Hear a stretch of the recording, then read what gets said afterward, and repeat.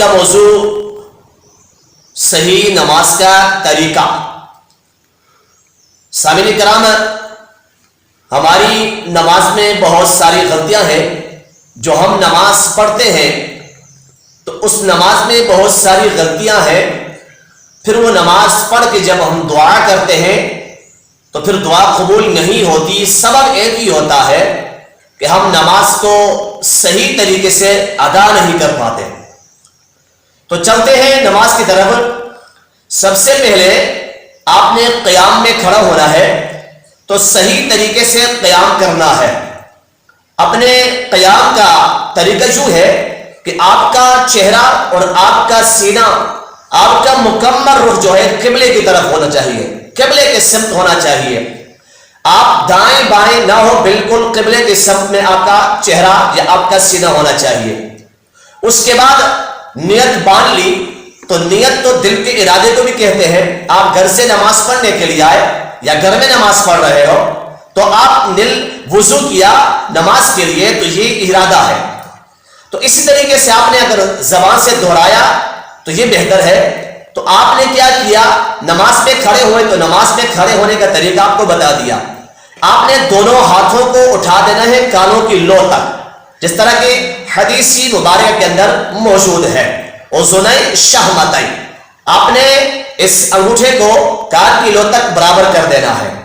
اس کے بعد ناف کے نیچے ہاتھ کو باندھ دینا ہے، اور اپنی نگاہ جو ہے بالکل سجدے کی جگہ پہ آپ کی نگاہ ہونی چاہیے۔ دائیں بائیں نہ، بالکل سامنے آپ کی نگاہ ہو۔ یہ آپ کا قیام ہے۔ قیام کے بعد پھر جب آپ رکوع میں جاؤ گے، تو جب رکوع میں جاؤ گے تو صحیح طریقے سے رکوع کرنا ہے، اور آپ کی نظر جو ہے پاؤں کے دونوں انگوٹھوں پر جمی رہے، اور آپ کے جو پشت ہے، پشت پر کم از کم اگر کوئی پانی رکھے پیالہ بھر کے تو وہ حرکت نہ کرے، اس کا لیول برابر ہو۔ بالکل صحیح طریقے سے آپ نے اس طریقے سے رکوع کرنا ہے۔ یہاں پہ آج کے موضوع میں جو آپ کو پوائنٹ والی چیز بتائی گئی ہے وہ یہ ہے کہ جب اکثر لوگ نماز یا رکوع میں رکوع سے جب اٹھتے ہیں تو اپنے پانچوں کو اوپر کھینچ کے اٹھتے ہیں، حالانکہ یہ مکروہ ہے۔ یہ چیز کیا ہے؟ مکروہ ہے۔ پانچوں اوپر کھینچ لینا دونوں ہاتھوں سے، اور ایک بار نہیں بار بار ہم یہ عمل کرتے ہیں، تو لہٰذا یہ عمل کیا ہے؟ نماز کے اندر مکروہ ہے، اور اگر بار بار کیا تو مفسد الصلاۃ، جس سے نماز فاسد ہو جاتی ہے۔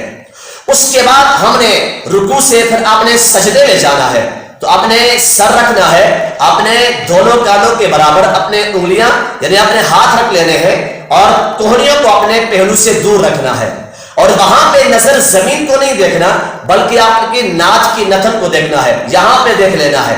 اس کے بعد جب بیٹھنا ہے تو بیٹھنے میں آپ نے گود میں دیکھنا ہے۔ تو یہ صحیح طریقہ ہے۔ اب اس طریقے سے اگر ہم نماز پڑھیں گے، یقین جانے ہماری نماز قبول ہوگی۔ جس طرح نماز سیکھ کے پڑھنا یہ ضروری ہے۔